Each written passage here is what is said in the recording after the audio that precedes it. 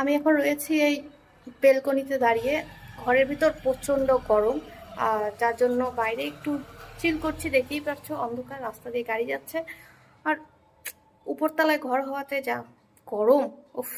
এখানে গ্রীষ্মকাল বহু বছর আগে পড়ে গেছে, যেন শীতকাল তো এক যুগ পার হয়ে এসছে। আর যাই হোক, আজ একটু অন্যরকম খেতে ইচ্ছে করছে, আর তাই কি বানিয়েছি আজ তোমাদের সাথে শেয়ার করব। এখানে রয়েছে ডিম কষা, এখানে রয়েছে আলু, ফুলকপি, মটরশুঁটি, পেঁয়াজ দিয়ে ভাত ভাজা।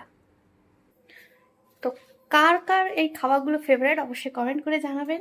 এবং মাঝে মাঝেই আমি এটা ভাত ভাজাটা খেয়ে থাকি। তো আজকে এই পর্যন্তই। দেখা হচ্ছে আবার নেক্সট ব্লকে। Bye bye.